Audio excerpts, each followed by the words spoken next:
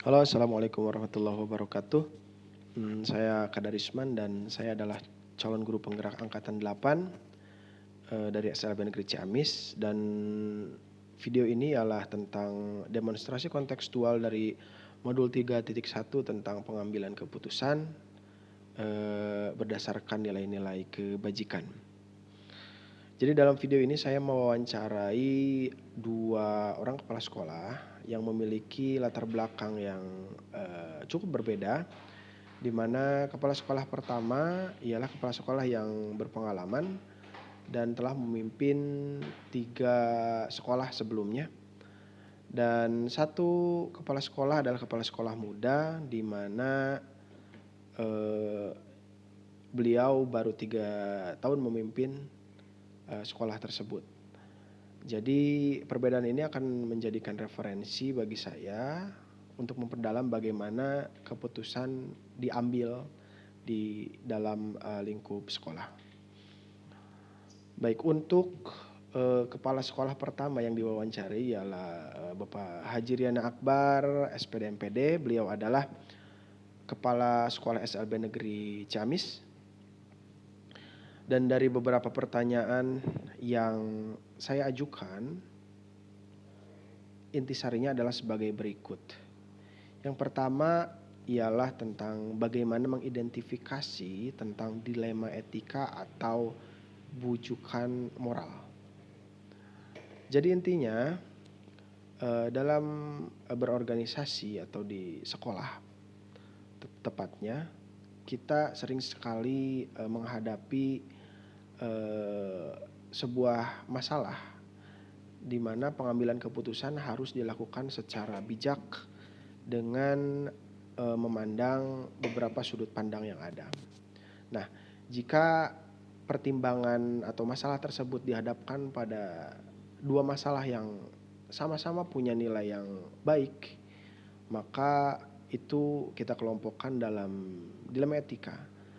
Sedangkan jika masalah yang kita hadapi memang sudah jelas, sudah clear nih antara yang baik dan yang tidak baik, dan kita bisa langsung memutuskan, itu ialah ujukan moral. Nah, jadi dalam pengambilan keputusan, inti yang harus kita pegang ialah selalu merunut pada sudut pandang regulasi yang eksis pada saat itu. Kenapa? Karena kita berada atau karena kita hidup dalam lingkungan organisasi dengan dasar yang jelas. Jadi jika regulasi tersebut kemudian dilanggar, itu ancamannya ialah pelanggaran dan hukuman-hukuman yang lain seperti itu. Tapi di beberapa kesempatan juga kita harus bisa mempertimbangkan psikologis organisasi dari organisasi yang kita pimpin. Dan salah satu contoh yang beliau berikan ialah tentang kebijakan uang makan di saat jam kerja. Nah, jadi satu hal ya yang disebut klasik mungkin, karena ini sudah lama berlalu juga, sudah lama berlangsung juga, di mana ketika di sekolah itu ada banyak sekali perlombaan, ada banyak sekali kegiatan di mana di dalamnya melibatkan guru dan siswa yang harus bekerja ekstra untuk mencapai target atau karya yang harus di-upload atau harus disetorkan kepada panitia. Dan kadang pekerjaan itu sampai menyisihkan tupoksi guru dan tupoksi siswa untuk belajar dan mengajar, dan pasti butuh tenaga yang ekstra juga. Nah, jika kita merunut kepada regulasi, itu tidak ada dalam, kalau disebut codering atau anggaran sistem informasi anggaran sekolah, tidak ada kategori uang makan pada saat jam kerja, apalagi sebagai seorang PNS, gurunya tersebut sebagai seorang PNS.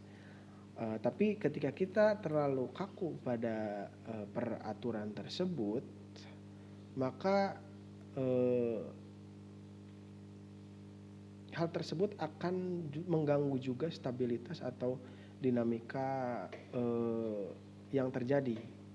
Jadi ya secara simpel dicontohkan, guru-guru butuh makan, anak-anak juga butuh makan karena mereka kerja seharian untuk mengerjakan kegiatan tersebut. Dan pada akhirnya prestasi yang ada juga itu akan sangat mengangkat kredibilitas sekolah. Nah, karena psikologis organisasi bergerak kepada ini harus disediakan makan nih gitu untuk menunjang kontinuitas, menunjang keberlangsungan dari lomba tersebut, maka pada akhirnya uang atau makan pada saat jam kerja itu diadakan seperti itu. Jadi psikologis organisasi bisa bukan menyingkirkan tapi bisa lebih menjadi prioritas daripada regulasi yang ada. Ini tampak seperti bujukan moral. Tapi pada akhirnya ini dihadapkan atau ini memungkinkan dua keputusan yang sama-sama memiliki nilai baik. Jadi dari bujukan moral awalnya kemudian bergeser kepada dilema etika, dan melalui paradigma yang sudah kita kenal sebelumnya, di mana di sana individu lawan kelompok, adil lawan kasihan, jangka pendek lawan jangka panjang, itu kemudian dipikirkan kembali atau dipertimbangkan kembali secara kelompok. Ya guru-guru gitu kan menang karena ya mereka menuntut harus diberi makan. Terus yang kedua, melalui adil dan rasa kasihan menang karena kita juga sebagai manusia ya kasihan lah melihat anak atau siswa dengan guru yang sudah bekerja ekstra keras. Dan terakhir, jangka pendek lawan jangka panjang bisa jadi menang karena pada akhirnya ketika ketika kegiatan ini memang ditunjang dengan baik, disupport dengan baik, prestasi yang ada pasti meningkatkan kredibilitas sekolah juga. Jadi pada akhirnya bujukan moral bisa bergeser ke dilema etika ketika situasi memang menuntut bahwa sesuatu yang memang sebenarnya tidak baik atau sebenarnya melanggar itu harus dilakukan demi organisasi atau demi psikologis organisasi yang lebih baik seperti itu.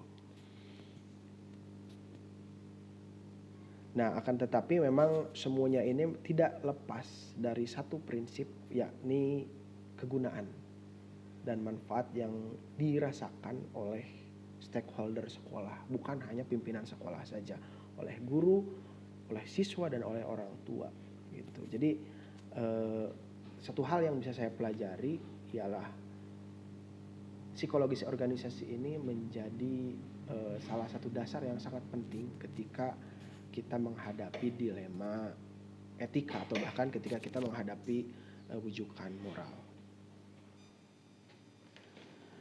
Kemudian pertanyaan yang kedua ialah tentang bagaimana mengambil keputusan jika ada dua hal yang sama-sama punya nilai benar, atau dalam hal ini dilema etika. Bagaimana cara mengambil keputusan jika ada dilema etika yang muncul? Hal yang pertama, memang regulasi seperti tadi disebutkan sebelumnya. Bagaimana regulasi itu mengatur seperti apa tindakan yang harus diambil. Tapi jika terlalu strict atau terlalu kaku atau terlalu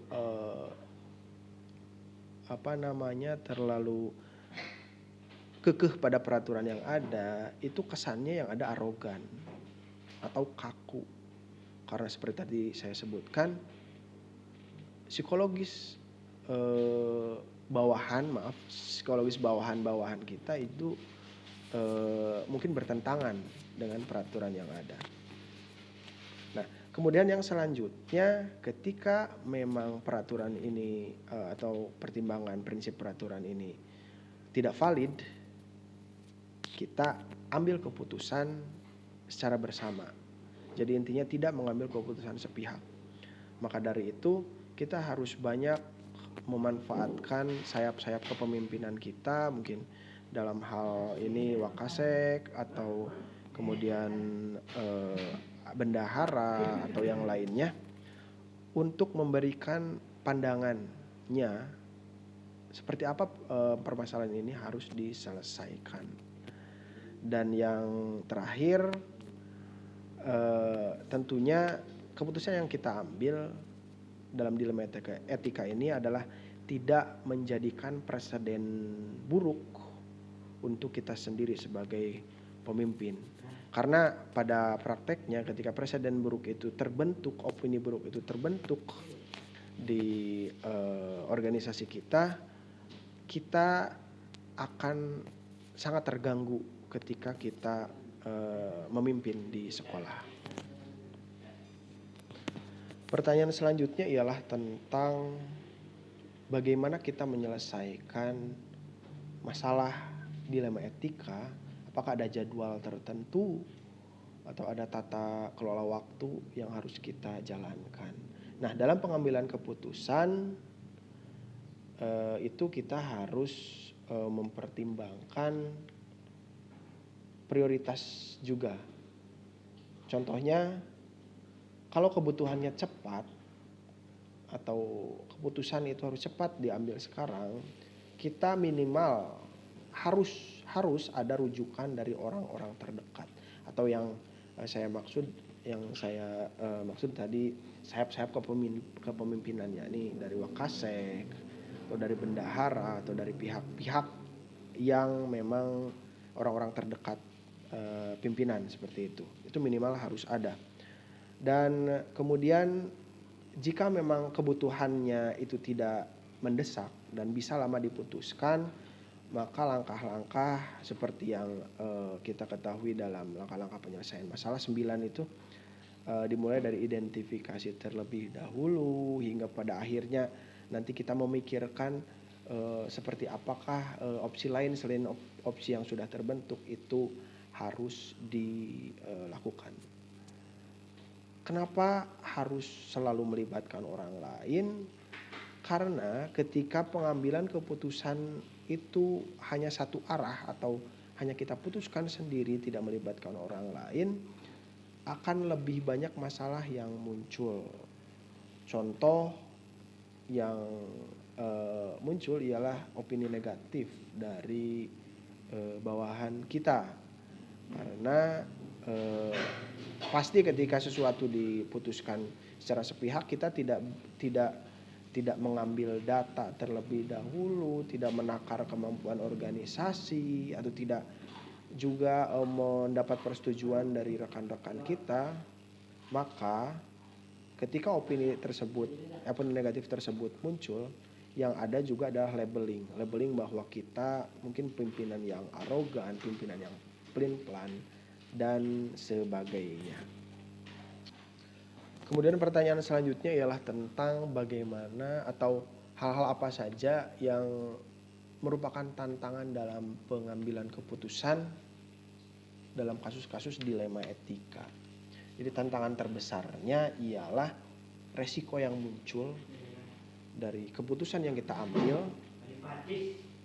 yang melibatkan opini banyak orang tentang kepemimpinan kita, karena yang sudah saya sebut di depan bahwa ketika kita sudah memiliki atau ketika rekan-rekan kita, bawahan kita memiliki presiden buruk terhadap kita, opininya negatif terhadap kita, itu akan sangat mengganggu kinerja kita pada saat memimpin.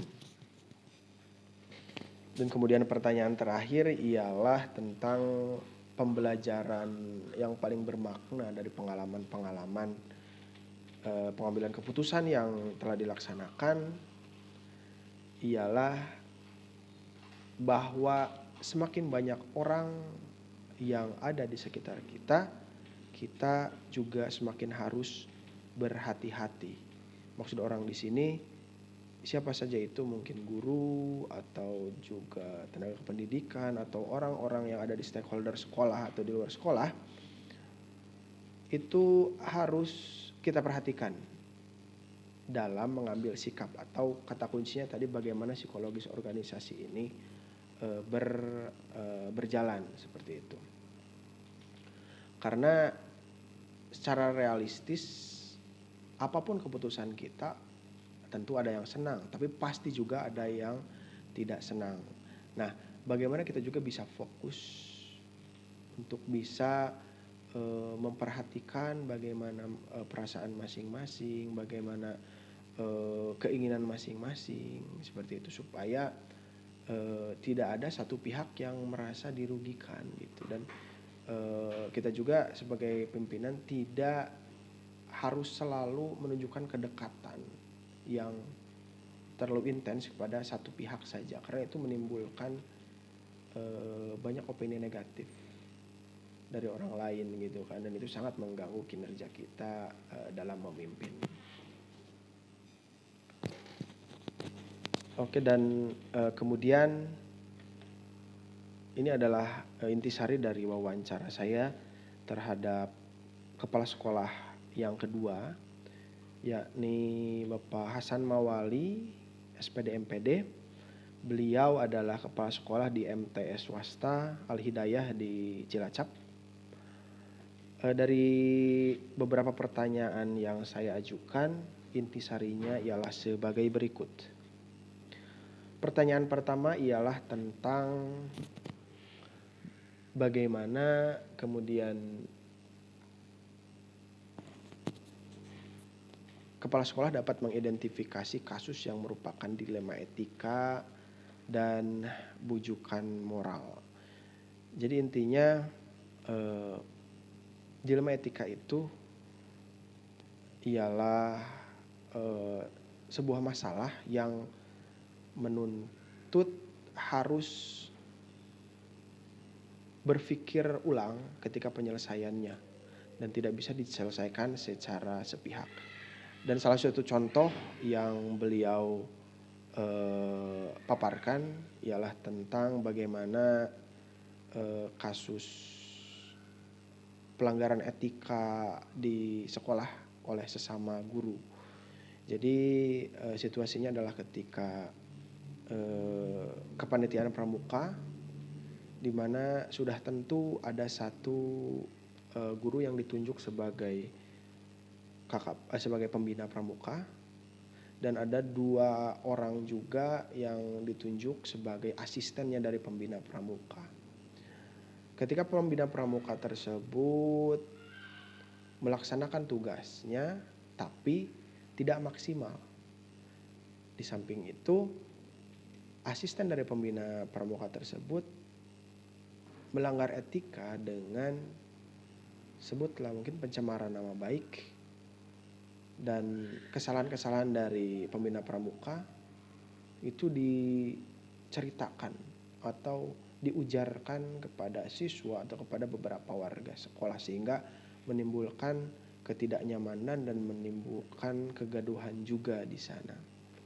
Jadi sebagai Kamabigus, beliau berpikir ulang di sana. Pertama beliau berasumsi bahwa ini harus diselesaikan oleh cara A, tapi setelah beliau kemudian mempertimbangkan kembali, ketika melakukan cara A itu yang ada adalah arogansi dan kekakuan yang ada, maka beliau kemudian mengambil opsi lain, yakni dengan pendekatan secara diplomatis, satu persatu diajak komunikasi dan ditemukan satu intisari dari masalah tersebut, sehingga pada akhirnya kedua pihak yang berselisih bisa dimediasi. Dari kasus ini kita memahami bahwa kepala sekolah yang kedua ini kemudian mempraktekkan salah satu paradigma dalam penyelesaian dilema etika, yakni adil melawan kasihan dan jangka pendek melawan jangka panjang.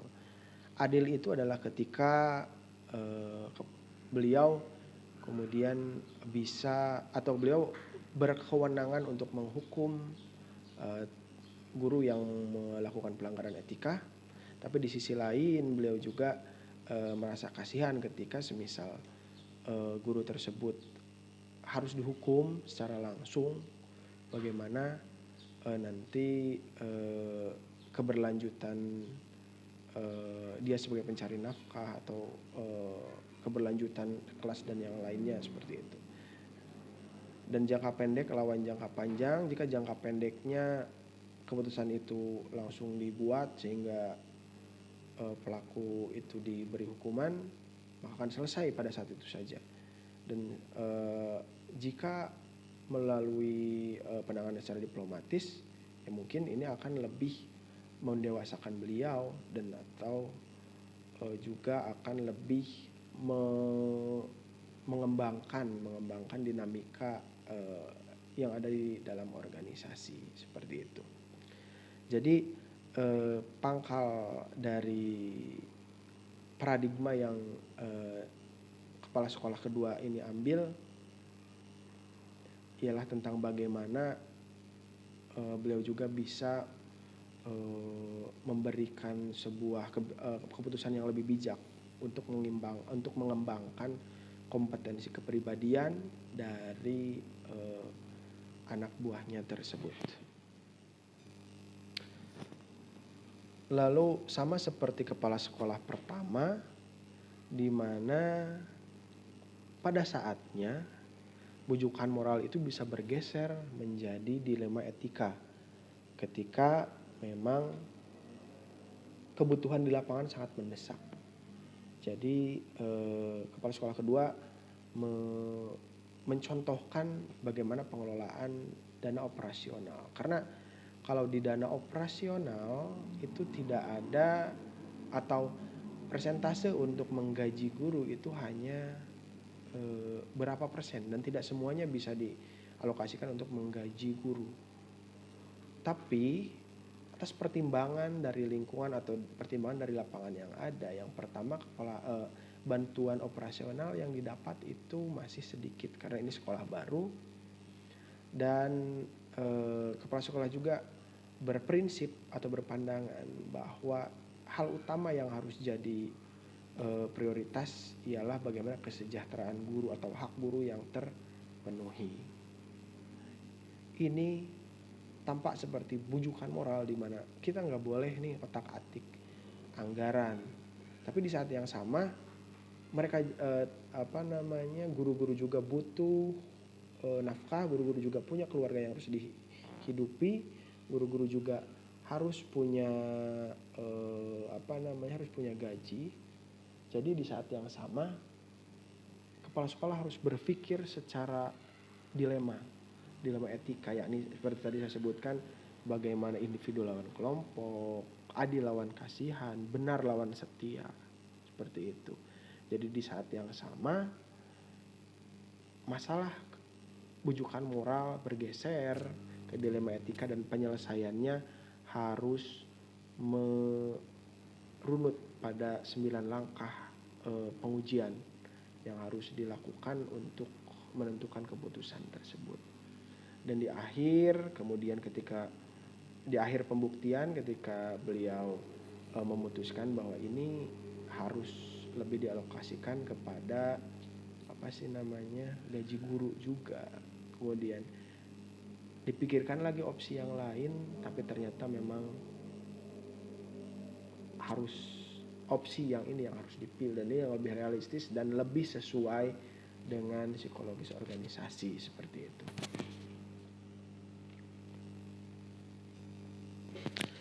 Dan kemudian pertanyaan selanjutnya ialah langkah-langkah yang dianggap efektif dalam pengambilan keputusan untuk dilema etika ini. Jadi kepala sekolah kedua ini memang mengutamakan tentang bagaimana penyelesaian bisa diputuskan atas sudut pandang secara bersama. Sangat mirip dengan apa yang dicontohkan oleh kepala sekolah yang pertama juga, di mana dalam pengambilan keputusan janganlah mengambil keputusan dalam satu arah, dalam arti harus ada pertimbangan dari sayap-sayap kepemimpinan yang ada. Kenapa? Karena yang pertama kita hidup dalam organisasi, dan yang kedua kita juga tidak boleh arogan atau juga kaku ketika mengambil sebuah keputusan, karena memang kalau arogansi itu muncul keputusan secara satu arah, itu yang ada akan lebih banyak akan lebih banyak tantangan yang muncul, akan lebih banyak masalah yang muncul. Dan akhirnya ialah tentang bagaimana pembelajaran yang paling bermakna yang digali dari 3 tahun pengalaman pengambilan keputusan ialah ketika pengambilan keputusan dilema etika ini memang cukup sulit dan butuh waktu yang tidak sebentar untuk mengambil keputusan, dan harus dilakukan secara bersama, atau minimal ketika itu harus cepat dilaksanakan atau cepat diambil keputusan, harus ada pandangan dari orang-orang terdekat terlebih dahulu untuk membuat keputusan yang lebih bertanggung jawab. Dan kesimpulan dari 2 wawancara yang saya lakukan, poin pertama, sebagai organisasi kita harus mengacu pada regulasi yang ada dalam mengambil keputusan. Tapi di sisi lain, ketika kita terlalu strict dengan regulasi yang ada, kesannya ialah arogan dan kaku. Maka dari itu psikologis organisasi, stakeholder yang ada di sekolah itu juga harus diperhatikan. Karena pada akhirnya kebermanfaatanlah yang menjadi titik utama penilaian seberapa bagus keputusan yang kita ambil. Di samping itu, kelancaran atau kemudian baiknya kita memimpin organisasi yang sedang berjalan ialah tergantung juga dari opini yang muncul dari rekan-rekan kita di organisasi. Semakin jelek opini dari rekan-rekan kita di organisasi terhadap kita, kinerja kita dalam memimpin organisasi akan terganggu dan kita tidak sulit untuk fokus. Jadi psikologis organisasi ini menjadi sangat penting untuk kemudian kita lebih dalami dan kita lebih pahami dalam mengambil keputusan. Bukan untuk menyingkirkan regulasi dan hal-hal lain dalam mengambil keputusan, tapi sebagai pemimpin kita memimpin orang banyak dan kita dituntut untuk memberikan manfaat kepada orang lain. Terima kasih, semoga bisa menjadi pembelajaran. Assalamualaikum warahmatullahi wabarakatuh.